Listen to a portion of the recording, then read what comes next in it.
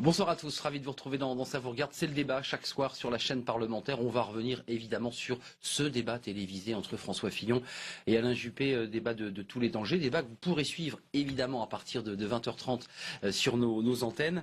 Faut-il croire encore les sondages? C'est un peu compliqué. C'est vrai que François Fillon est donné vainqueur dans les récents sondages, mais on va évidemment revenir sur cette campagne de l'entre-deux tours qui était une campagne rude à travers ce duel entre les deux hommes, entre ces deux personnalités. C'est aussi deux conceptions de la droite qui a émergé évidemment. Une droite traditionnelle, réactionnaire, disent les détracteurs de François Fillon, une droite plus ouverte. Alain Juppé, lui, a choisi l'offensive et l'attaque, même si le camp Juppé, on y reviendra ce soir, a été divisé sur la stratégie de son candidat, des thématiques qui étaient anciennes, l'IVG, débat au cœur de la semaine, le mariage pour tous, et puis aussi la stratégie sur les choix économiques, sur le nombre de fonctionnaires à supprimer, puisque les deux candidats n'ont pas le même nombre. On va revenir sur cette stratégie, puis sur ce débat. Est-ce qu'un débat télévisé, avec la tension que ça implique, peut changer la donne? Est-ce qu'Alain Juppé peut refaire son retard? Et puis il y a quand même aujourd'hui 215 parlementaires qui ont signé une tribune dans les colonnes du Figaro, reprenant la phrase de Mollet, la droite la plus bête du monde, comme un avertissement pour ceux qui empruntent aujourd'hui des mots que la gauche a forgés pour mieux emprisonner la candidature de François Fillon. Avertissement à Alain Juppé qui essaierait comme ça de butiner sur les terres de la gauche pour créer un sursaut électoral. On parle ce soir de ce débat et de cette campagne évidemment avec mes invités. Philippe Vigier, bonsoir. Bonsoir. Vous êtes député UDI d'Eure-et-Loir, vous êtes le président du groupe UDI à l'Assemblée nationale, soutien d'Alain Juppé. Dans cette tribune de 215 parlementaires, il y a les deux présidents de groupe à l'Assemblée et au Sénat, et le président de l'UDI, M. Zocchetto, président de l'UDI au Sénat. Vous n'avez pas signé. Il n'y a pas de signature. Et il n'y a pas votre signature. Merci d'être avec nous. Anita Osser, bonsoir. Bonsoir. Vous êtes journaliste, éditorialiste à Atlantico. Ce livre, ennemi de 30 ans, ce long duel entre Alain Juppé et Nicolas Sarkozy. Et qui s'est terminé. Et qui s'est terminé aux éditions du Moment. Et on se dit, je ne sais pas ce que réserve l'avenir, mais que peut-être dimanche soir, deux hommes quitteront la vie politique, Alain Juppé et Nicolas Sarkozy, qui a déjà annoncé qu'il allait quitter la vie politique. C'est vrai que c'est un moment évidemment important. François Dorcival, bonsoir. Bonsoir. Vous êtes éditorialiste à Valeurs Actuelles, membre de l'Institut. On reviendra évidemment sur ce duel, sur les stratégies, chacune des deux candidats, sur les attaques qui n'ont pas toujours été agréables, notamment à l'encontre d'Alain Juppé. On y reviendra avec vous. D'abord, peut-être pour sourire, commençons par un petit florilège. Valeurs Actuelles a fait sa une évidemment sur cette victoire ou pas de François Fillon, parce que c'est un peu la question que tout le monde se pose, a-t-il déjà gagné? Et puis regardez toutes ces unes, parce qu'évidemment la semaine a été consacrée à ce duel. Alors on commence par ce dessin. Ça c'est le dessin de William. Fini les bonnes manières, facho-poutiniste. Avorteur mal peigné, lui répond François Fillon, qui tient un crucifix. Voilà, évidemment, ça c'est l'humour de Willem. Plantu, vous vous rappelez de ce livre d'Alain Juppé sur la tentation de Venise? Il revisite les gondoliers de Venise manifestent contre la hausse de la TVA. Encore une idée de Fillon. Juppé, la tentation de Venise, c'est un livre qu'il avait écrit quand il avait un peu quitté la vie politique. Voilà, Le Point, plus sérieusement, bien sûr. L'hebdomadaire Le Point, l'incroyable Monsieur Fillon. Oui, évidemment, il a surpris les sondeurs et tout le monde et les Français. Voilà, ça c'est pour le Point. Et puis l'Express maintenant. Regardez, un désir de droite. Sarkozy clap de fin, Juppé, je veux une France moderne. Évidemment, on a essayé de rassembler dans cette une les trois candidats avec une photo comme ça, noir et blanc, de François Fillon. Énigmatique, dans l'ombre, absolument, mais qui était entré dans la lumière. Regardez cette une de Politis maintenant. Politis, un parfum d'années 30. Oui, parce que comme ça revient, cette espèce de débat autour des années 30. Voilà, ça c'est pour Politis. Et enfin, Libé, alors c'est pour un sourire, faire rire mes invités, parce que je pense que vous avez quand même ri malgré tout. Moi, président, voilà, une de Libé, c'était mardi. Et c'est vrai qu'il est grimé en Margaret Thatcher. Voilà, elle est formidable, Yannick Osser. Les boucles d'oreilles sont superbes. Voilà, boucles d'oreilles. Et c'est vrai que voilà, cette photo a dû faire parler d'elle dans tous les QG, chez les journalistes. Vous la trouvez bien, cette photo, Anita Osser? Est-ce que Margaret Thatcher, le fait que François Fillon... Elle ne souriait pas. Se revendique thatcherien, est-ce que ça veut dire quelque chose pour la jeune génération? Déjà, on se dit, mais Thatcher, c'est qui? Non, c'est ça... C'est vrai, oui. Thatcher, c'est qui? Général de Gaulle, c'est qui? Enfin, quand vous entendez les jeunes non éduqués, c'est un peu ce qu'on entend. C'est ça. Elle vous a Même plu, François Mitterrand, c'est qui?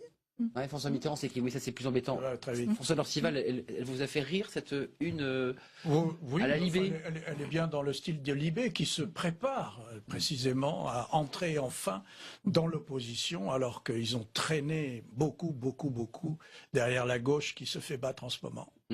Philippe Vigier, vous avez souri, vous défendez Alain Juppé. Oui, c'est caricatural, et je me disais, si Alain Juppé avait été en tête, quel sort lui aurait été réservé? Mais ils avaient certainement beaucoup d'imagination. Vous avez lu Le Monde cette semaine, hein, c'était la droite thatchérienne contre la droite chiracienne qu'incarnait Alain Juppé. Peut-être qu'il aurait été grimé en Jacques Chirac. Regardez cette campagne de l'entre-deux tours, elle a été dure, avec des mots durs et des thématiques qui ont émergé et qui ont donné deux axes, deux manières de penser la droite. Regardez ce sujet de Stéphanie Despierres pour revisiter une semaine de l'entre-deux tours de tous les dangers. Regardez. J'ai décidé de continuer le combat. Premier angle d'attaque, l'économie. Pour le camp Juppé, le programme de François Fillon, notamment la suppression de 500 000 fonctionnaires, n'est ni crédible ni applicable. Pour nous, il y a un vrai problème d'avoir un projet qui peut paraître plus à droite et donc plus séduisant pour les électeurs. En disant ouais, c'est plus radical, c'est plus fort, ça va aller beaucoup plus loin. Et le risque d'avoir au lendemain une déception, parce que la moitié ne sera pas faite. Alain Juppé s'offusque du soutien à François Fillon du mouvement Sens commun, une émanation politique de la Manif pour tous. Mardi à la radio, le maire de Bordeaux demande même à François Fillon de clarifier sa position sur l'IVG. Réponse immédiate. C'est une polémique inqualifiable. Et jamais je n'aurais pu penser que mon ami Alain Juppé tombe aussi bas. Ça fait 30 ans que je suis parlementaire. Est-ce qu'une seule fois j'ai pris une position contre l'avortement? Une seule fois? Les deux adversaires se disputent l'électorat féminin qui a surtout voté Nicolas Sarkozy au premier tour. Mardi, au QG de François Fillon, la conférence de presse hebdomadaire se transforme en mini-meeting du collectif Les Femmes avec Fillon. Le soir même à Toulouse, pour la première fois, Alain Juppé fait monter sa femme Isabelle à la tribune. Nathalie Kosciusko-Morizet, désormais ralliée, défend une droite moderne et Alain Juppé réitère sur le droit à l'avortement. Il paraît que François Fillon a été choqué, que je lui demande de clarifier sa position sur l'IVG. C'était quand même nécessaire, puisque il y a quelque temps, il écrivait dans un livre que c'était un droit fondamental de la femme, avant de changer d'avis, puis de donner un sentiment personnel et de dire qu'il ne changerait rien à la législation actuelle. Il y avait bien besoin de clarification, et je vous le dis tout de suite, je ne renoncerai pas à poser d'autres questions. Au même moment, François Fillon est à Lyon. Sur scène, il n'y a plus de femmes. En revanche, tous les sarkozystes sont là. Bruno Le Maire, l'ancien concurrent, lui appelle au rassemblement et François Fillon contre-attaque. À tort, Alain Juppé juge mon projet trop radical, trop risqué. Eh bien, je lui rétorque que si on n'est pas radical maintenant, je me demande quand est-ce qu'on le sera. Je lui réponds que si on ne prend pas tous les risques maintenant, alors je me demande quand est-ce qu'on les prendra. La tension monte encore quand Alain Juppé dénonce les personnalités d'extrême droite qui appellent à voter François Fillon. Au sein même du camp Juppé, certains appellent au calme. Pour être très clair, je fais partie de ceux qui appellent à se ressaisir. On n'a aucun intérêt à faire monter la pression entre les uns et les autres. Mercredi soir, Alain Juppé lui-même joue l'apaisement. Je n'ai attaqué jamais personne en dessous de la ceinture, comme je l'ai entendu dire. J'ai simplement posé des questions sur des clarifications qui me paraissaient nécessaires. Jeudi, 215 députés et sénateurs publient une tribune dans le Figaro pour dire stop aux attaques trop violentes. Après 4 jours de campagne par médias interposés, François Fillon et Alain Juppé seront face à face ce soir pour le débat de l'entre-deux tours. Évidemment, un débat que vous pourrez suivre sur nos antennes, débat évidemment très attendu et j'imagine qu'il sera regardé par des millions de Français. Gérard Longuet nous a rejoint, bonsoir. Bonsoir. Sénateur de LR de la Meuse, ancien ministre et soutien de François Fillon. Vous êtes arrivé avec quelques minutes de retard, mais j'imagine que vous avez ri devant la une de Libé. J'ai souri. Grimé en Margaret Thatcher. J'ai souri, mais Madame Thatcher a fait beaucoup pour son pays. C'est un très beau précédent. C'est un bon précédent. Malgré l'angoisse qu'elle peut susciter comme ça, Margaret Pas Thatcher. du tout, non. je crois que non. C'est quelqu'un qui a su où aller et qui a conduit son pays au succès. Au succès, je vous ai fait faire des grands yeux quand j'ai dit Oui, l'angoisse de elle Margaret n'inquiète Thatcher. personne, Madame Thatcher. Elle n'a inquiété que les syndicats anglais, notamment les mineurs, qui se sont engagés dans une grève, mais dans une opposition déterminée contre elle et qui ont perdu cette bagarre. Philippe Vigier, débat télévisé, c'est des moments importants dans la vie politique d'hommes qui briguent la candidature à la présidentielle. On dit même que celui qui sortira de cette primaire, ce sera le futur président de la République. Est-ce qu'Alain Juppé va changer de stratégie? Est-ce qu'il va, je dirais, redescendre et faire descendre la pression? Ou est-ce que vous avez le sentiment, vous qui le soutenez, qu'il va maintenir la pression, maintenir les questions sur tous les sujets qu'on vient de voir dans le sujet de Stéphanie Despierres? Première réflexion générale, ces débats, donc, beaucoup disaient qu'ils n'auraient aucun sens et aucun poids dans la campagne, ont révélé au contraire qu'ils ont été déterminants. Et la deuxième chose, je crois qu'on peut constater jusqu'à dimanche soir dernier, la campagne a été digne. Les 3 débats auxquels on a assisté entre les 7 candidats de la droite et du centre. Ça s'est gâté à partir de lundi. Depuis lundi, mardi, voilà. Ça s'est gâté. J'ai été de ceux qui ont appelé à l'apaisement parce que dimanche, il faudra se réconcilier parce qu'il ne faut pas oublier une chose. Ce qui nous réunit, c'est qu'on veut tourner la page de M. Hollande, qui a tellement abîmé ce pays. Alors ce soir, ça va être un débat majeur. Alain Juppé, je pense, va poser un certain nombre de questions précises à François Fillon, parce que c'est projet contre projet. D'ailleurs, les Français s'intéressent à la vie politique. Qui pouvait prévoir qu'il y ait plus de 4 400 000 personnes qui aillent voter dimanche dernier? Et peut-être qu'en fonction du débat de ce soir, d'abord, je pense qu'il y aura beaucoup de Français qui sont derrière leur télé. Parce que ce sont les 5 prochaines années qu'on va écrire. Et donc, ils vont écouter les réponses de l'un et de l'autre sur des sujets qui les concernent véritablement en direct. Et moi, j'attends des réponses. L'économie en priorité ou les sujets de société? Parce qu'on sent que ça clive aussi. Écoute, nous sommes le jour où il y a quelques minutes, les chiffres du chômage sont tombés. Moins 0,3 en catégorie A. On va être un peu précis sur cette question-là, parce que je pense que les auditeurs, moins 0,3 catégorie A et plus 2,8 catégorie B et C, ils comprennent rien. Moi, je veux dire une chose.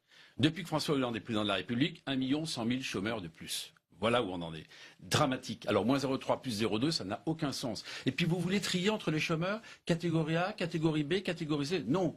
La France s'est affaiblie. L'industrie française s'est affaiblie. Et surtout, ces familles sont complètement déstabilisées, car toujours plus nombreuses. Alors qu'il avait expliqué qu'il allait inverser la courbe du chômage. J'espère qu'au moins, il respectera sa parole. Vous êtes si la courbe du chômage ne diminue pas, je ne serai pas candidat à la présidence de la République. Vous êtes déjà, Philippe Vigier, lancé dans le lundi 28 novembre. On a déjà passé le second tour.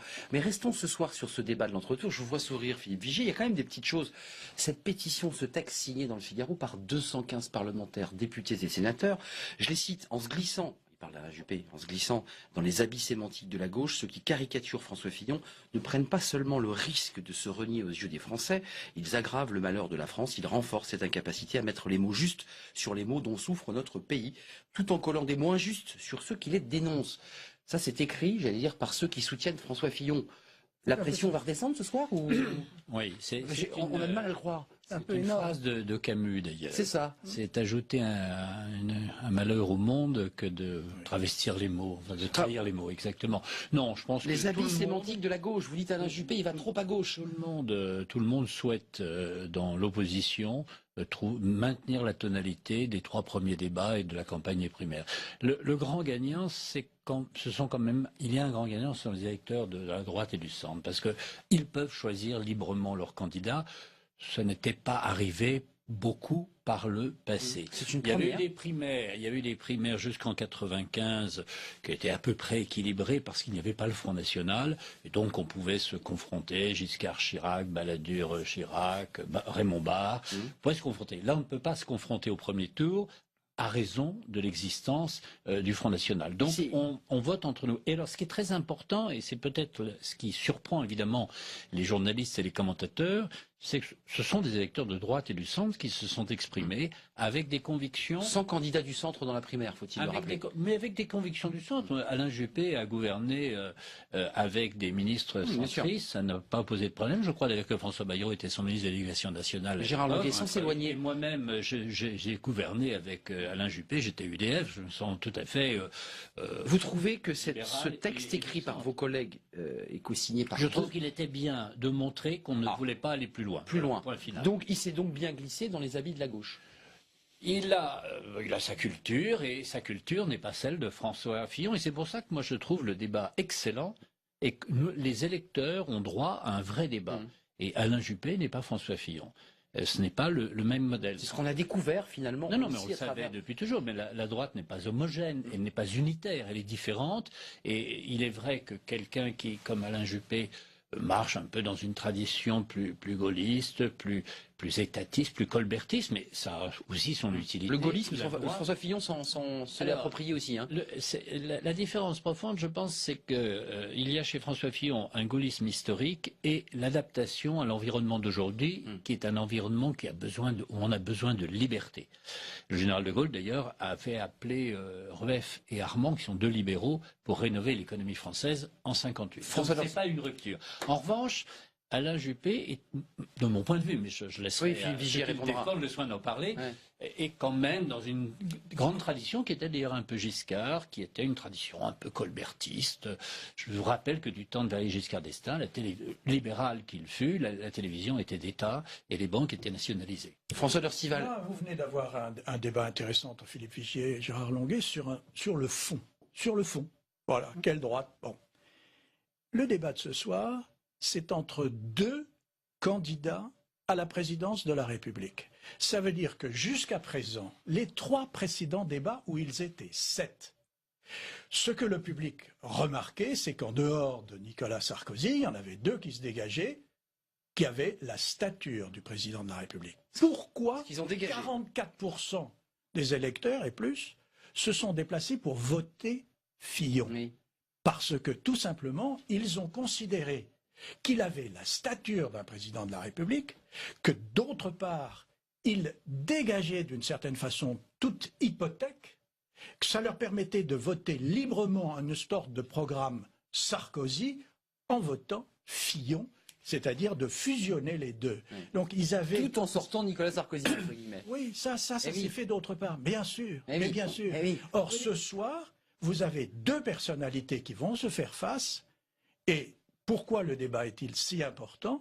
Parce que, en dehors même du contenu du débat, c'est l'attitude, c'est le comportement, c'est la réponse que chacun va donner aux questions qui vont être posées. Anita Hausser, comment vous le regardez ce débat à travers cet entre-deux tours, objectivement qu'on n'imaginait pas vraiment dimanche soir? Les choses se sont quand même accélérées, se sont durcies. Non. Quand il y a 2 personnes en lice, il faut bien qu'il y ait un débat, il faut bien qu'il y ait un affrontement. Alors, on ne s'en rend pas compte avant, mais sinon, ça ne sert à rien. 7. Pardon? Oui, il y en avait 7. Mais à partir du moment où il y en a 2, voilà, les électeurs ont choisi, il en reste 2. À ce moment-là, il ne faut pas qu'il y ait un deuxième tour. C'est l'inconvénient du deuxième tour, c'est-à-dire que les positions se durcissent. Cher Anita, il faut un deuxième tour. Mais bien sûr qu'il faut un deuxième tour. Enfin, il y a eu cette phrase énigmatique d'Alain Juppé, c'est vrai, dimanche soir, je continue le combat, qui donnait le sentiment qu'il se répondait à lui-même. C'est parce que dimanche soir, il y a eu un moment de flottement où des gens ont dit peut-être... Son entourage, mais on peut l'imaginer en effet. Je voudrais rajouter là-dessus que certaines personnes, d'ailleurs, soutiennent François Fillon, voire même d'Alain Juppé, que personne ne lui a demandé de réfléchir à l'idée de continuer le combat. Mais attendez, comment on aurait pu arrêter les primaires au soir du premier tour? Vous imaginez la frustration, le respect. On volait la victoire éventuellement à François Fillon. Qui ont fait des dizaines de kilomètres, qui sont allés mettre leur butin. La deuxième chose sur laquelle je voudrais insister, et François Dercival l'a très bien dit, je pense que ce soir tout peut basculer encore. Pourquoi? Parce que l'électorat de dimanche, qui le connaît, volatile, incontestablement volatile. Dimanche dernier, il y a des gens de gauche, il y a des gens aussi du Front National que j'ai vu aller voter. Oui, c'est minoritaire.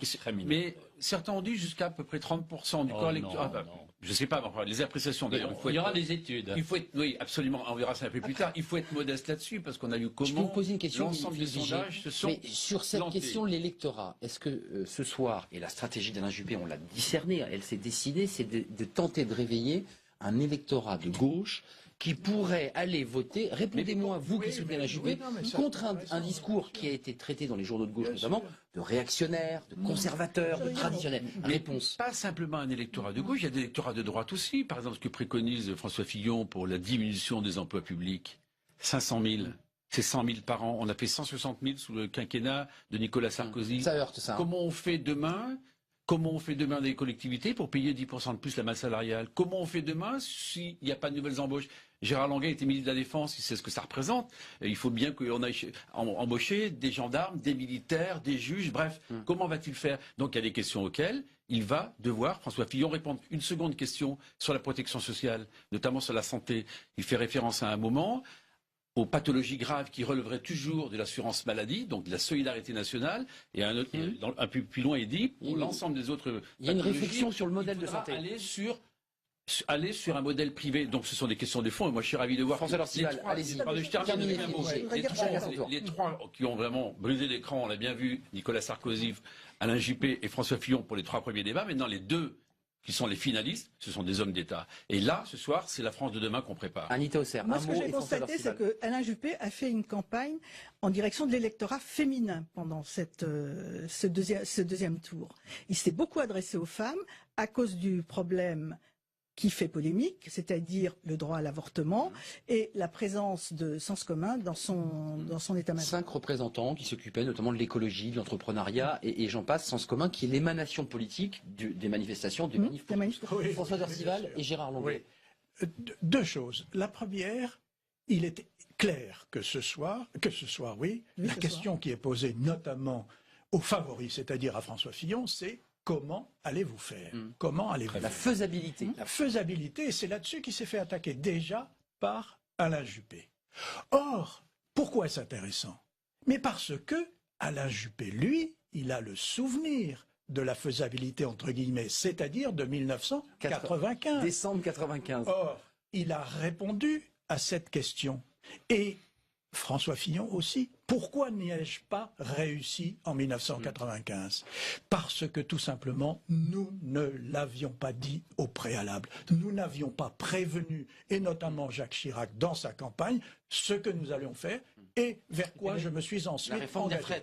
Mon deuxième point, c'est que nous sommes encore dans la campagne des primaires.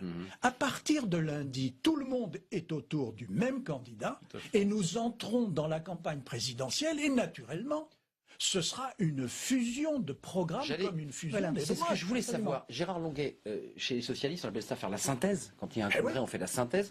Ce soir, il y aura des positionnements et on l'a vu, il y a le débat sur les débats de société, sur l'économie. Le 28, le lundi 28, tout le monde est autour de la table. Il y a une synthèse des 2 programmes. Alors, moi, je voudrais vous marier, j'allais dire. Si vous me donnez l'autorisation de parler un peu, quand même. On a 1 heure, donc on a vraiment le temps. Allez-y, vous avez le temps. Très simplement, le président de la République, le candidat doit fédérer son camp et doit expliquer à ceux qui n'appartiennent pas spontanément à sa famille comment les choses sont possibles. Donc, il y a un énorme travail, je dirais, de rapprochement, d'écoute, de fédération, de synthèse. Le mot a été galvaudé parce que François Hollande en a fait son seul talent à l'intérieur du Parti socialiste. Mais c'est quand même un peu l'idée. C'est ça. Regardez ce que fait Madame Merkel. Elle perd les élections de 3 sièges la dernière fois. Elle aurait pu, en France, on aurait acheté 3 députés en leur proposant des secrétariats d'État ou des missions. Non, elle a négocié avec le SPD, qui est son adversaire, dans le cadre d'une démocratie parlementaire, un programme. C'est l'Allemagne, mais c'est surtout le monde d'aujourd'hui. Parce que lorsque nous demandons une diminution des effectifs de la fonction publique et des emplois publics, on ne le fait pas du tout par méchanceté, par cruauté, par sadisme. On le fait simplement parce qu'on ne peut pas payer. Et il faut savoir qu'aujourd'hui, c'est en effet un endettement qui va peser sur les générations. Donc on est obligé de le faire et on est obligé d'afficher un objectif ambitieux pour rassurer l'ensemble des partenaires de la France. Faisable ou pas, Gérard Longuet? Ensuite, il faut se donner les moyens de le faire. Moi, je vais vous donner un exemple très simple. J'étais ministre de la Poste et des Télécommunications. Oui. Il y avait 300 000 et 120 000, 400 000, près de 420 000 fonctionnaires. Aujourd'hui, il n'y en a pratiquement plus dans ces 2 secteurs d'activité. C'est pour ça que la Poste ne marche pas. La Poste, c'est les fonctionnaires encore? Non, c'est pas la moitié des agents de la Poste n'est plus fonctionnaire et la quasi-totalité des agents de France Télécom, Orange aujourd'hui, ne sont plus fonctionnaires. Donc on peut évoluer. Et lorsque François Fillon fixe un chiffre élevé, c'est pas du tout pour martyriser qui que ce soit, mais c'est pour dire il faut avoir de l'ambition pour modifier notre pays. C'est tout ce que je voulais dire à cet instant. Et je termine. Allez-y. Le grand succès de la primaire, c'est qu'on restitue au peuple français la responsabilité de préparer la présidentielle. On ne sort plus un génie qui va tout régler tout seul. On choisit nous-mêmes notre candidat et ce candidat a 4 mois. Et ce sera, je l'espère, François Fillon, mais ce candidat a 4 mois pour fédérer son camp et pour parler à ceux qui, n'étant pas de son camp, méritent quand même d'être écoutés. Philippe Vigier, sur la stratégie des thèmes de société, excusez-moi d'y revenir, parce que je sais que ça a cristallisé sur les réseaux sociaux une multitude de gens On a eu le sentiment qu'on revivait le débat du mariage pour tous, on a eu le sentiment qu'on vivait les débats de la loi Veil en 74.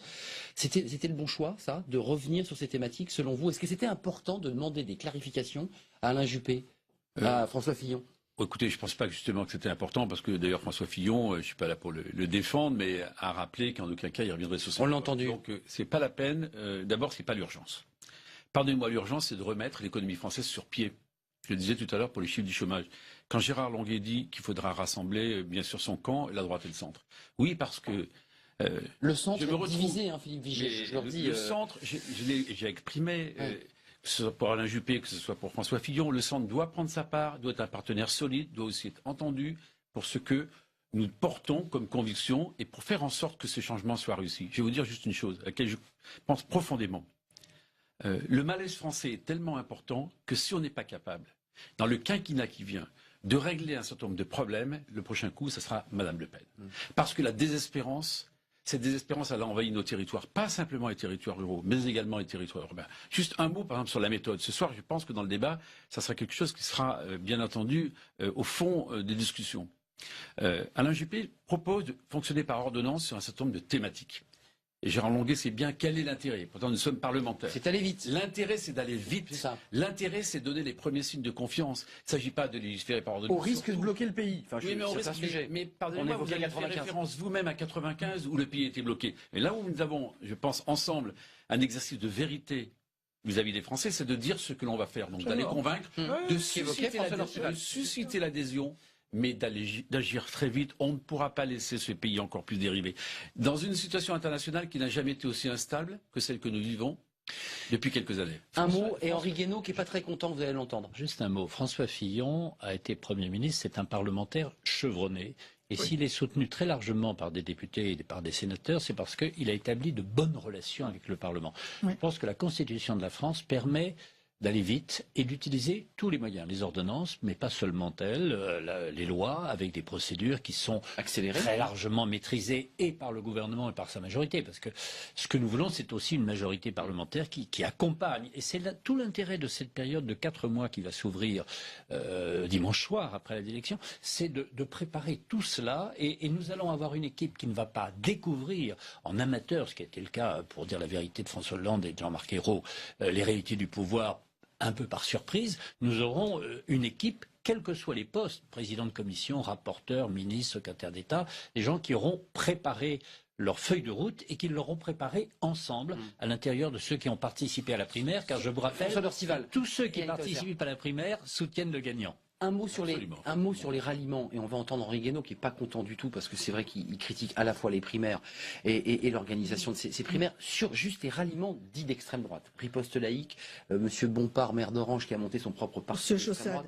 Monsieur Choprade, qui évidemment, Monsieur Choprade, qui est Émeric Choprade, qui est au Front National et qui avait quitté le FN. Oui. Qu'est-ce que vous en pensez? 64 millions de Français. Non, mais excusez-moi, je veux juste savoir si ça peut gêner François Fillon dans cette idée de rassembler. Oui, le point central dans cette histoire, c'est François Fillon va-t-il se retrouver dans la situation de ce mouvement d'enthousiasme qui a accompagné et soutenu Nicolas Sarkozy en 2007. Si c'est le cas, il va naturellement pomper un certain nombre d'électeurs qui aujourd'hui sont au Front National. Est-ce que c'est négatif ou pas? Et les signes divers et variés que vous avez là, finalement, qu'est-ce qu'ils montrent? Ils montrent que cette possibilité existe. Et la manière dont aujourd'hui les porte-paroles du Front National répondent à la surprise de François Fillon, c'est de répéter tout le temps les mêmes choses comme s'il s'agissait de Nicolas Sarkozy. Regardez, on comprend très très bien qu'il soit inquiet. Marion Maréchal Le Pen, regardez, c'est une petite phrase comme ça et on va entendre Florian Philippot, puisque je vous parlais d'Henri Guénaud, mais on parle du FN. Je voulais vous montrer justement cette petite phrase. Regardez, c'est Marion Maréchal Le Pen. Regardez, vous allez voir, elle est inquiète, ce qui n'est pas le cas de Florian Philippot. Si ces images peuvent arriver, on va les retrouver dans quelques instants, ou alors on va envoyer un son Philippot. Écoutez Florian Philippot, puisque cette petite phrase, on l'a perdue, mais on va la retrouver. Vous allez voir, on va fouiller, on va tout retrouver.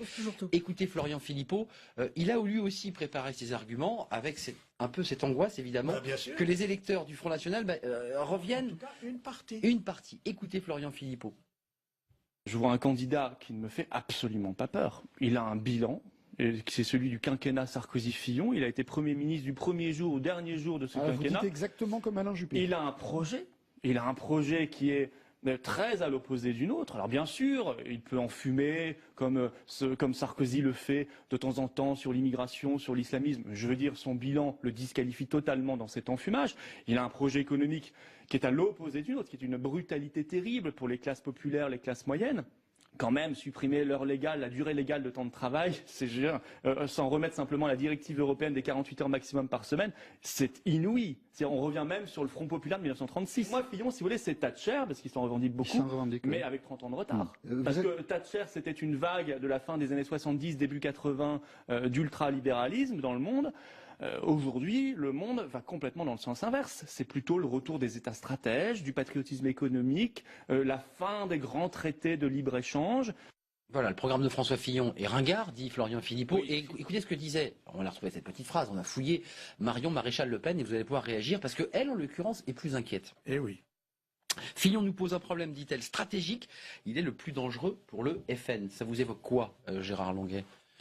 L'idée d'un siphonnage d'une partie des électeurs Je pense que M. Philippot est un énarque de gauche qui vient de chez Jean-Pierre Chevènement. Qui s'est recasé au Front National parce qu'il y avait de la place. Bon, mais c'est un homme de gauche qui souhaite l'intervention de l'État en toutes circonstances et qui croit, comme M. Mélenchon, qu'on peut fermer les frontières. Donc, il est à gauche et d'ailleurs il bloque des électeurs de gauche qui sont passés directement du Parti communiste au Front National. Nous l'avons vu en Lorraine. Vous étiez passé avant. Marion Maréchal Le Pen, elle est plutôt une conservatrice traditionnaliste, je crois d'ailleurs qu'elle est catholique traditionnaliste. Et évidemment, elle se pose des questions en se disant mais tout ce mouvement qui défend la tradition, et moi je défends la tradition, je trouve que la France doit être fière de sa tradition, elle voulait le capter, elle ne le captera plus. Vous êtes d'accord? Il y a à la fois chez Florian Philippot l'idée de revenir à des débats. Il est choqué. Florian est à gauche et l'autre c'est ringard. Vous caricaturez. Ouais. Un petit peu, mais il faut simplement réformer les 35 heures. Non, mais moi, ça le choque. Je partage l'analyse sur Florian Philippot, dont chacun sait qu'il est très économique. Par exemple, il dit il faut nationaliser. D'abord, il va me dire avec quel argent il va le faire, et il faut mieux contrôler les entreprises étatiques. Donc là, il veut un État stratège aussi. Courant de tout le monde. Deuxièmement, ils disent aussi il faut augmenter les emplois publics. Franchement, les dépenses publiques en France sont les plus élevées il est à rebours. de tous les pays d'Europe. En revanche, Marion Maréchal Le Pen a bien compris une chose, c'est que si la droite et le centre réussissent, ce que je disais tout à l'heure, le front s'effondre. Absolument, parce que tous ces électeurs, évidemment, il y a des électeurs frontistes avec lesquels ce sera toujours impossible de parler parce qu'ils n'auront pas les mêmes valeurs. En revanche, on les connaît tous dans nos territoires. Des hommes et des femmes qui se sont réfugiés dans le vote extrême, d'ailleurs extrême gauche ou extrême droite. Extrême gauche ou extrême droite. Parce que justement, il y avait cette désespérance et il y avait cette impuissance publique à régler leurs problèmes au quotidien. Ce que attendent nos compatriotes, c'est qu'on règle leurs problèmes. Et c'est pour ça qu'ils sont allés voter nombreux dimanche dernier, parce qu'ils ont un espoir pour les années qui arrivent. Y compris 8%, dit-on, d'électeurs du Front National. Il faut bien se dire que ces primaires ont eu un tel succès qu'on ne reviendra plus dessus. Ce qui d'ailleurs c'est un phénomène. C'est un phénomène irréversible. Je veux bien qu'on dise que c'est pas bien, que c'est pas la 5e République. C'est fini. Les électeurs veulent prendre leur part de la discussion. Ils ont raison. Anita Osser, je reprends la phrase d'Alain Juppé qui disait, en parlant de François Fillon, c'est quand même un programme de droite, en grinçant un peu des dents. Et c'est vrai qu'Alain Juppé, pendant presque un an, a été le champion des sondages. Il avait gagné avant que les électeurs aient voté et il vendait, lui, cette identité heureuse. Tout ça fait pchit, finalement. Enfin, là, on l'a un peu caricaturé aussi. Non, mais il a vendu l'identité heureuse. À chaque débat, il en a parlé. Non, on lui posait en général la question. C'est une belle idée. Simplement un projet. C'est pas un projet. Vous en pensez quoi, vous, moi, je pense de ce choc d'un coup qu'on découvre, finalement? L'identité heureuse, il passait son temps à dire que c'est un objectif. Mais enfin, il n'en démordait pas. Il disait, je voudrais arriver à l'identité heureuse. Bon, c'est un marqueur de centre-gauche face à l'identité malheureuse qui était prônée par des philosophes qui se disent plutôt de droite. Absolument. Oui. Donc, voilà. Vous voyez bien que ces Mais positionnements... enfin, ça a été caricaturé. Enfin, ce sont C'est des comme- débats qui méritent d'être Mais c'est posés. un vrai Absolument. débat, parce que Alain Juppé, dans cette expression, veut expliquer que le vivre ensemble, ça peut exister. Il veut expliquer aussi que cette France qui a été coupée en deux, on a opposé les uns aux autres sans arrêt, eh bien, on doit trouver une issue à cela. Et D'accord. que ce pays qui a un rayonnement absolument formidable, il doit retrouver ses lettres de noblesse. Moi, je n'oublie pas que la France, dans le monde, c'est une voix qui devrait porter. Cette France, c'est patrie des droits de l'homme, c'est un pays, quand on en parle à l'extérieur, dans le monde entier, on peut en parler avec fierté. Donc il faut retrouver ce schéma-là. Et lui veut vraiment reconstituer ce vivre ensemble, cette joie d'être ensemble et cette fierté d'être ensemble. C'était l'idée de Ça, rassembler... c'est joli, mais quand le pays est désespéré, comme vous le dites, c'est un discours qui est difficile à entendre. Mais parce qu'il ne faut pas dissocier l'action politique de l'objectif de l'identité. Une forme d'utopie politique. Non, c'est pas une utopie. Non, c'est une notion de vivre ensemble et de bonheur partagé parce que il y a des malheurs, il y a les éclopés. On est là pour les aider, mais on doit faire en sorte que le pays. Gérard Longuet, François Percival, Sens commun par exemple, j'ai repris une interview comme ça de tête, explique qu'Alain Juppé incarne une forme de multiculturalisme. Il a été brocardé sur Internet, il s'en plaint aujourd'hui dans les colonnes du Monde. On l'a appelé Ali Juppé. Scandaleux. On l'a accusé d'avoir construit une mosquée immense qu'il n'a jamais construite. Enfin, ça a quand même. Il y a quand même eu ce terrible débat quand même. Mais franchement, non, mais attendez, sur Internet, vous avez... Mais il s'en plaint aujourd'hui. Mais il a s'en raison. plaint tout le temps. Mais vous avez Mais il a raison. sur Internet une immense poubelle. Enfin, quel est l'homme politique qui n'a pas été insulté sur Internet? Celui-là, il n'existe pas. François, Donc, il non, a fait l'objet d'une campagne dans ce domaine. Mais d'une campagne quotidien. D'une campagne qui n'a été reprise par personne de responsable. Absolument. Personne de responsable. Oui, mais le travail des réseaux sociaux, Mais c'est le un travail en profondeur. Mais non. On a tous été destinataires de mails, d'interrogations Écoutez, là-dessus. On a d'ailleurs beaucoup franchement, sensibilisé à Juppé. Ce ne sont pas ces réseaux sociaux-là qui ont fait les 44% de François Fillon. Répondez, Philippe Vigier, qu'est-ce que vous voulez dire là? Parce que vous l'avez sensibilisé, Alain Juppé, sur cette question. Absolument. J'imagine qu'il était heurté. Parce qu'Alain Juppé n'est pas quelqu'un qui donne les coups comme cela. Il a considéré que, par exemple, à Bordeaux, c'est pas lui qui avait été créé une mosquée, qui n'a jamais eu une mosquée. Non, mais on est allé dire qu'à un moment, il pouvait s'accorder. Mais n'importe quoi. Non, mais oui, mais laissez finir parce que ça concerne Alain Juppé. Vous savez, calomnie, il en reste toujours quelque chose. Et les réseaux C'est vrai sociaux. pour tout le monde. Absolument. Mais les réseaux sociaux sont sous-marins. Et ces réseaux sociaux-là, c'est dévastateur. Vous savez, on reçoit sans arrêt, Gérard Longuet le sait très bien en tant que parlementaire, mais on voit toutes les inepties, les saloperies, il n'y a pas d'autre mot, sur le mode de vie des parlementaires. Au bout d'un moment, ça nous fait un mal considérable. Et sur les journalistes, c'est la même chose. Il faut arrêter cela. Gérard Longuet, je reviens, et ça, c'est pas Internet qui le dit, c'est une interview papier, donc tout à fait officielle, ouverte, dans un journal. L'un des représentants de Sens commun explique qu'il incarne, Alain Juppé, finalement une sorte de multiculturalisme et qu'il n'est pas en phase avec cet homme. Ça vous choque? Vous êtes d'accord avec cet homme? Moi, je laisse à ce responsable... De Sens commun?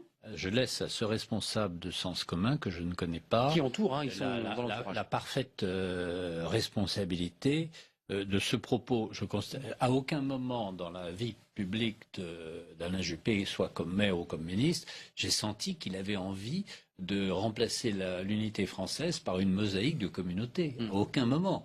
Donc je suis complètement ça vous surprend complètement étonné. Mais vous savez, il y a dans l'opinion française, alors il y a d'abord le déversoir de la haine, de la rumeur, de la qui l'a blessé parce qu'évidemment c'était des choses terribles. Ça, Philippe Vigier a raison de le dire, on en prend tous plein la gueule. Moi, et Alain Juppé en particulier. Je prends le métro assez habituellement parce que la ligne 12 est formidable pour mon domicile et pour l'Assemblée nationale et le Sénat. C'est un trait d'union entre les deux assemblées. Mais les gens sont absolument étonnés. Ils me disent, mais alors votre chauffeur est malade? J'ai dit, mais attendez, un parlementaire n'a pas de chauffeur, pas de voiture. Ils écarquillent les yeux. On se dit, ils sont persuadés que nous sommes des nababs, alors que nous sommes des cadres moyens dans notre mode de vie. J'entends, mais Alain Juppé est brocardé sur l'idée qu'il serait trop proche de l'islam et qu'une partie des Français lui reprochent ça. Excusez-moi. Écoutez, il a répondu à tout ça. Il a répondu à tout ça. Et ces réponses, elles sont clarifiées aujourd'hui. Bon, est-ce qu'il avait besoin pour autant de lancer le débat sur l'avortement et sur... Ça vous semble exagéré, ça? Cette demande de clarification? Non, parce que justement, si vous voulez... C'est une réponse de mauvaise humeur et de mauvais conseils. Oui, c'est ça. Parce qu'il est parti sur un terrain public, alors que ce à quoi il répondait n'était pas public, et en tout cas pas dans la bouche de ceux qui étaient ses concurrents. Personne chez ses concurrents l'a accusé d'être favorable à l'islam. Ou je Donc ne sais il quoi. n'aurait pas dû ouvrir le débat sur l'IVG. Là où vous soulevez un vrai problème, c'est la nature des primaires. Moi, j'ai défendu l'idée des primaires depuis le siècle dernier avec Charles Pasqua. Pourquoi ? Parce que nous voulions qu'il y ait ce débat. Mais les primaires, c'est 4 millions d'électeurs. Mais c'est pas une homothétie du peuple français. Ce sont 4 millions d'électeurs de la droite et du centre qui ont des convictions et qui en général ont plus de convictions et plus d'engagement que les autres. Oui, Ce ne sont c'est pas une démarche. c'est un socle stable. Donc ce sont des gens qui sont très engagés et qui, pour certains d'entre eux, mais sont des amis, on discute avec eux, on essaye de les convaincre, mais ont une représentation du monde qui n'est pas nécessairement celle des esprits nationaux qui sont éditorialistes. Voilà, c'est joliment dit. C'est joliment dit. Vous voulez dire que les 4 millions d'électeurs ne sont pas tout à fait représentatifs des électeurs Ils sont représentatifs. Laissez-moi finir, de l'électorat de droite. Représentatifs du cœur, de la droite et du centre, qui depuis 30 ans a été privé du libre choix de son candidat. J'ai presque envie de dire que les deux derniers... Alors Chirac a été en diapason, Sarkozy a été en diapason à certains moments, Pompidou a été en diapason, et Giscard l'a été durant quelques trimestres. Durant la campagne. Durant la campagne et peu après. Et puis après, ça s'est arrêté. Et cette adhésion sentimentale durable d'un cœur d'électorat avec son président, elle est très faible. Pour Nicolas Sarkozy, que j'ai soutenu et que je respecte, qui m'a nommé ministre, je n'ai aucun grief contre lui, bien au contraire. Mais son attitude a étonné beaucoup d'électeurs de la droite et du centre dès son élection. Anita Osser. Voilà, on l'a retrouvé après. Je repose ma question parce qu'on va évidemment enfin entendre Henri Guénaud, mais cette droite qualifiée de conservatrice, certains l'appellent réactionnaire, qui a émergé et qui a fait aujourd'hui élire François Fillon au premier tour. Elle n'a pas émergé, elle existe. Elle existe, mais elle est sortie des... Les sondages ne nous ont pas dit ça pendant un an. Comment vous l'expliquez? Comment vous regardez Les sondages n'ont rien dit. Les sondages n'ont rien dit, parce que je crois vraiment il faut qu'ils revoient leur méthode de calcul, d'une part. Et quand on suivait François Fillon, quand on voyait les parlementaires... Quatrième homme de la primaire pendant longtemps. On le voyait bien, je veux dire, on voyait bien l'électorat, ses supporters, c'était pas les électeurs de gauche. Une explication. C'est mystérieux. Vous avez chez chaque électeur une double tentation, celle de l'utilité et celle de la conviction. Je dirais éthique de conviction, éthique de responsabilité, c'est un vieux sujet de philo.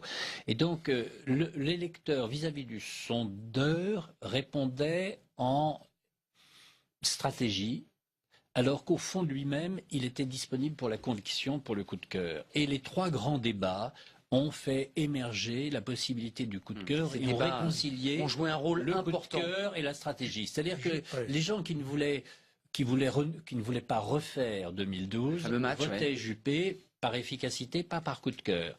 Et ne croyaient pas à la possibilité de Fillon, mais il aimait ce qu'il disait. Et puis à un moment, les débats ont montré que c'était possible. Qu'on l'entendait. Et tout basculait rapidement, a basculé très très Philippe Vigier, François Larcival et Henri Guénaud, vous vouliez intervenir. Oui, parce que votre explication mon explication, à une droite, c'est que déjà... vous vous y retrouvez dans cette droite dite traditionnelle, catholique, réactionnaire. Je suis au centre droit. Mais vous vous retrouvez? Je fais toujours attention au mot réactionnaire. En tout cas, je suis toujours là pour l'apaisement et faire en sorte que ce pays ne dérive pas. Il faut faire attention à tous les clichés. Bon, je veux dire en revanche... l'administration, contre le fisc, contre la police, les frustrations contre les frustrations éditorialistes. Vous savez, réactionnaire, c'est pas la droite réactionnaire. Par exemple, l'agriculteur, qui à l'heure actuelle connaît d'immenses difficultés, et s'inquiète pour son avenir. Ou encore les aides PAC de 2015 ne sont pas arrivées, eh bien, il est en ébullition. Voilà.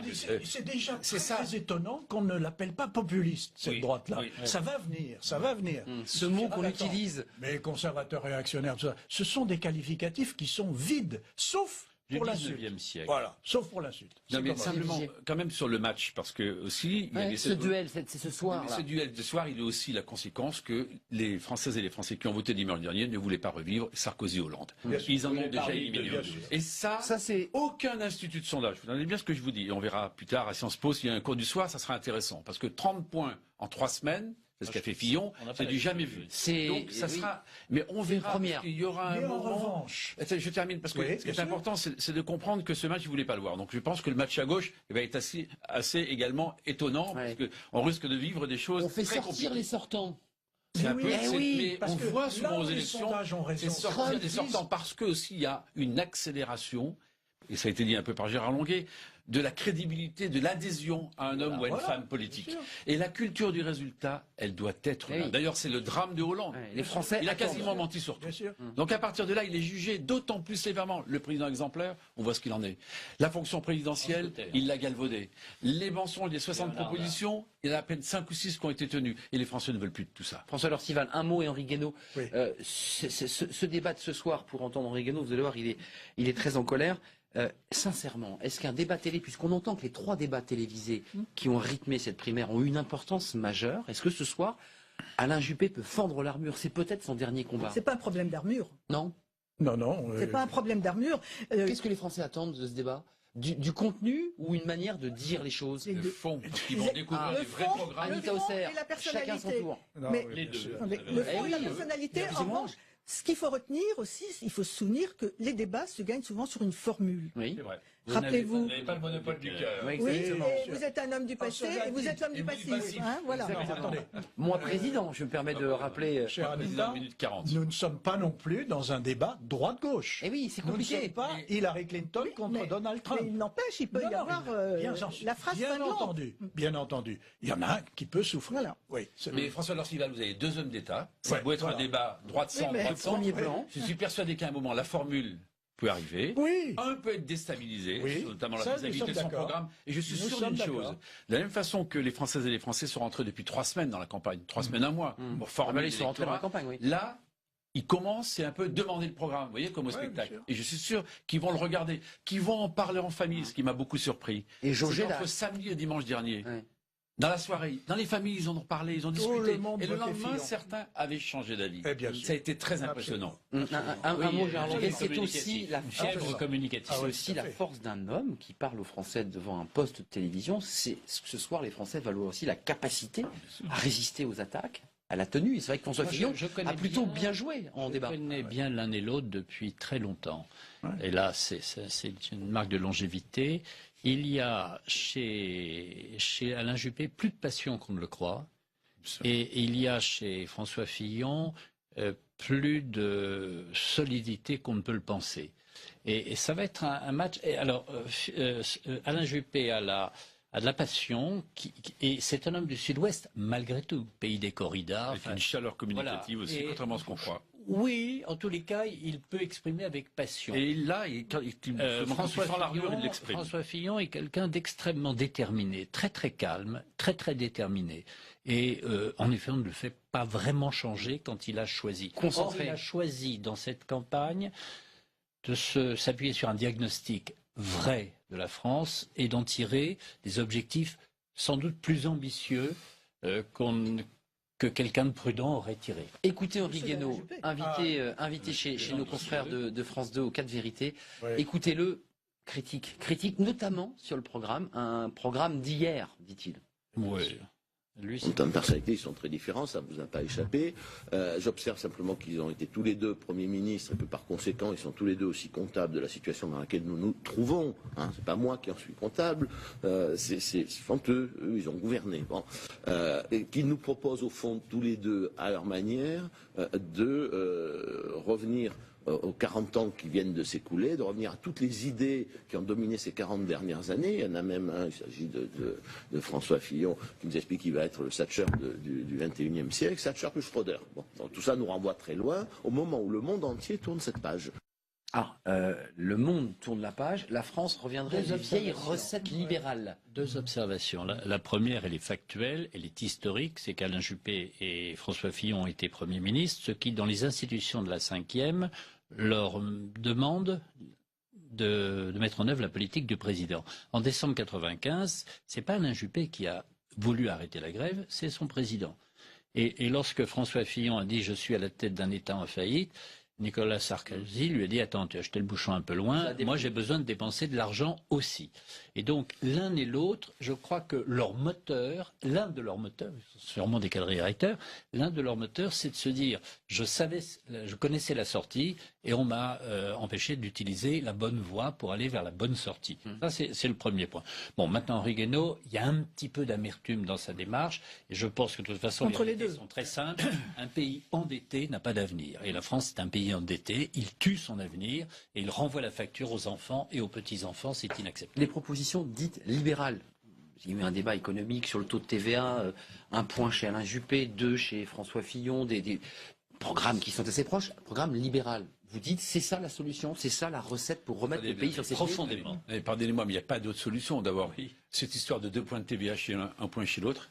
On avait voté 1,6 point de TVA quand François Fillon était Premier ministre, applicable au 1er octobre TVA sociale. 2012.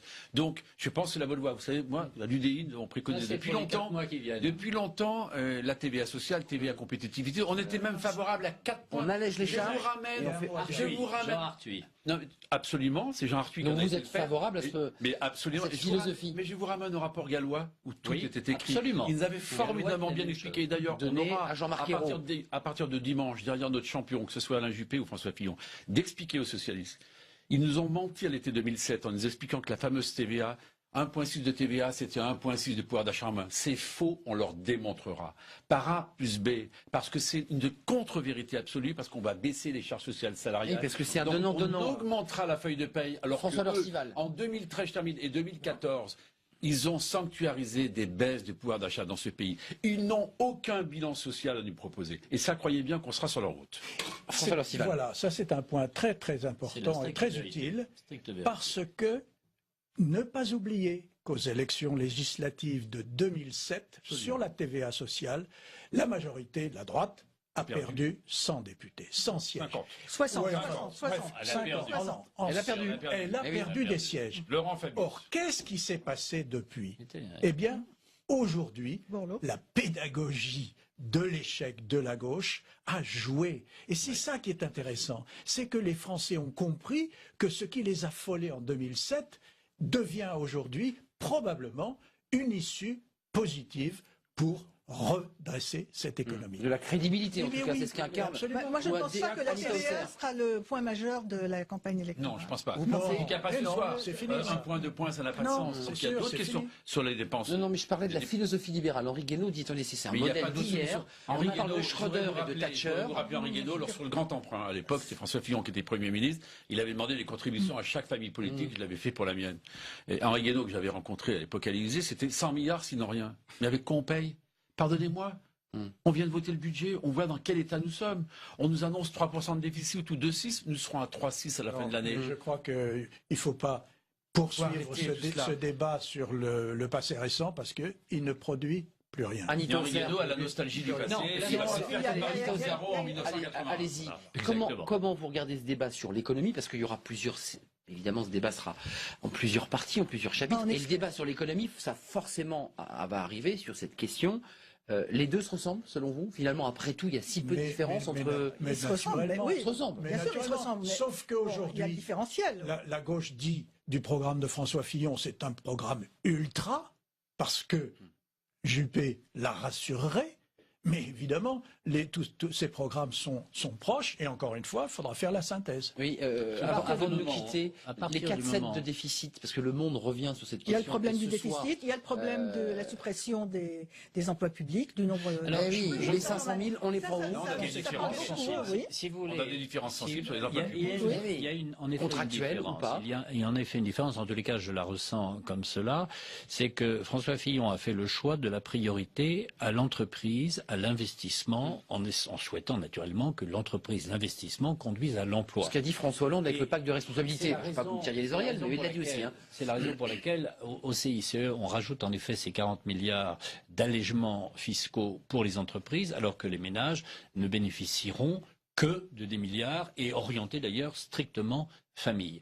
Le choix de François est un choix de signal fort donné aux investisseurs et aux entrepreneurs. C'est un choix politique, on peut ne pas le partager. C'est en tous les cas le sien et c'est également le choix que je soutiens, parce que, pour une raison d'ailleurs très très simple, c'est que les entrepreneurs ont une qualité, c'est qu'ils imaginent l'avenir, contrairement à ce que dit M. Guénaud. Et quand ils voient qu'un gouvernement va dans la bonne direction, ils ont envie d'aller un petit peu plus vite que le gouvernement et d'investir. Et réclament de la stabilité, régulièrement. Alors, oui, mais ils veulent de la clarté dans la direction. Si la direction est forte, et si elle est forte dès le début, ils iront, allez, on peut jouer le jeu. Les fonctionnaires, on en a parlé au début de l'émission, juste un mot sur les 4,7% de déficit. C'est-à-dire que l'idée, ça serait, pour ceux qui nous regardent, de laisser filer le déficit la première année en allant jusqu'à 4,7, alors qu'aujourd'hui on est aux alentours de 3,3, ou 3,4. C'est quoi la stratégie, Gérard Longuet? Là aussi, il faut revoir la copie, il faut retravailler un peu le dossier. Mais c'est tout simplement l'héritage d'abord, la réalité budgétaire d'un héritage. On n'est pas, là, non, c'est pas 4,7 là. Non, c'est pas 4,7, mais il y a des dépenses qui, par exemple, sur la fonction publique, secteur que je connais bien, le budget de l'enseignement, nous allons prendre 4% d'augmentation de la masse salariale cette année et l'année prochaine aussi. On a virtuellement des bombes à retardement budgétaires qui vont peser. Si en plus toutes les dépenses de cette année. Plus les dépenses. Donc ça veut dire, Anita Osser, si j'entends bien, les 3,3 ou les 3,4 annoncés par le gouvernement, on se rapproche tout doucement des 3%. C'est pas vrai. C'est largement le débat sur l'insincérité du budget. Le manque de sincérité, on va le dire. L'absence totale de sincérité. Si vous préférez. Je donne la parole. C'est d'ailleurs pour ça que le Sénat cet après-midi, votera la semaine prochaine la question préalable, c'est-à-dire le refus de débattre d'un budget dont on estime qu'il manque totalement de sincérité. À suivre ce débat dans quelques minutes, mais Françoise Orcival, Anita Osser, vous avez ce regard un peu panoramique sur la vie politique. C'est une première, ces primaires à droite, on l'a évoqué. Ce soir, est-ce que franchement Alain Juppé a encore une chance de gagner, selon vous? Vous qui connaissez la vie politique, est-ce que l'écart est aussi fort entre les deux hommes n'a pas créé une dynamique pour François Fillon? Écoutez, arithmétiquement, et donc une élection c'est quand même aussi une arithmétique, là il n'a pas de chance. Cela dit, c'est un débat et il se peut toujours qu'un débat donne je ne sais quel résultat, mais voilà. Anita Osser, parce que c'est important d'entendre ceux qui observent la vie politique. J'observe la même chose que François Dorcival, c'est-à-dire que la dynamique, elle joue en faveur de François Fillon, mais dans un débat, il peut se passer quelque chose, il peut y avoir un renversement. Une surprise, un renversement. Vous me permettez d'intervenir en 20 secondes. 20 secondes, oui. 20 secondes. Je dis simplement que les résultats de l'un et de l'autre sont des résultats qui seront importants pour l'un et pour l'autre. Et je conseillerais à François Fillon, qui en général m'écoute, de prendre en considération ceux qui n'ont pas voté pour lui, parce qu'ils font partie de la famille et ils ont des raisons et ils n'ont pas été convaincus tout de suite. Ce n'est pas la fin de la vie politique d'Alain Juppé. Exactement la même chose pour Alain Juppé. S'il n'est pas majoritaire, c'est peut-être parce que dans son orientation, il n'a pas compris exactement ce qu'attendait une partie de nos électeurs. Et se respecter est, à mon avis, le fondement d'une solidité. Anita Osser, vous n'avez pas fini, Philippe Vigier. Je dirais que dans ce débat, dans le nôtre, on n'a pas parlé de François Bayrou, qui était le grand absent du débat. Oui, mais qui était présent dans le deuxième débat. Il y viendra si on parle d'extrême droite. Il hésite à faire un projet, dit-il dans le Figaro hier, plus ambitieux. Mais ça a été un peu l'épouvantail pour empêcher Alain Juppé de voter contre Alain Juppé. Donc François Bayrou pourrait y aller si c'est François Fillon, c'est ce que vous dites. Pas seulement, je veux dire, c'est ce qui a joué un peu en défaveur d'Alain Juppé dans l'élection de dimanche dernier, puisqu'on a fait passer Alain Juppé pour un homme de gauche, puisqu'il était soutenu par François Bayrou, qui avait appelé à voter. Absolument. Mais on l'a fait passer pour un homme de gauche. On l'a fait passer pour. Et ce qui a été évidemment préjudiciable dans cet entre-deux-tours. Philippe Vigier, surtout avant le regard que vous portez, cette idée de rassemblement, ce n'est pas la fin de la vie politique pour Alain Juppé dimanche soir. Non mais c'est une question qui est importante. On a le sentiment qu'il donne ses derniers coups. Non, moi je pense que ce soir, tout peut basculer dans le débat. Il y avait 600 000 voix d'écart, mais une fois de plus, l'électorat de dimanche... Un peu plus que ça maintenant. 660 000. Oui, mais les additions mathématiques dans les élections... Enfin, c'est de l'arithmétique, une élection. Et puis là, on verra s'il y a 5 millions de personnes et s'il y a 500 000 votants de plus, où ils iront. Donc, il y a une vraie chance. Donc, c'est à lui, ce soir, vraiment, à faire en sorte de faire basculer l'opinion, comme François Fillon a su très bien la faire basculer depuis 30 ans. Et donner des garanties aux électeurs de droite, Philippe. Et là, je me retrouve avec Gérard Longuet. J'ai prôné l'apaisement parce qu'il faudra se retrouver et gagner ensemble. Gagner ensemble, pas pour nous. Pas pour des postes et des plats, gagner ensemble pour les Français et pour la France. Et pour pouvoir réformer, ça va être extraordinairement difficile. Juste un mot. Le président élu contre Marine Le Pen, il sera naturellement majoritaire au deuxième tour, mais il ne pourra véritablement compter que sur ses voix du premier tour. Parce que ceux qui l'auront rejoint de gauche ne le soutiendront pas. Et on peut compter sur le Front National pour s'opposer en permanence. Et donc, il faut travailler en effet notre solidarité. Merci. Débat évidemment attendu. C'est ce premier débat des primaires qui oppose Alain Juppé et François Fillon, qui est évidemment une première. On va le suivre évidemment à droite, bien entendu, à droite. Ça allait sans dire. Merci Gérard Longuet d'être venu sur ce plateau. Vous êtes aux côtés de François Fillon. Vous serez évidemment aux premières loges dans ce débat. Merci à François Dorcival. Valeur actuelle, la une, c'est François Fillon a-t-il déjà président? Voilà, vous le voyez déjà président. Vous avez mis un point d'interrogation. Merci à Anita Hausser, éditorialiste à Atlantico. Merci à Philippe Vigier, président du groupe UDI. Vous soutenez Alain Juppé et vous serez aux premières loges, vous aussi. Bonne soirée. Demain, évidemment, sur nos antennes, décryptage dans Ça vous regarde de ce débat très attendu. Bonne soirée. À demain.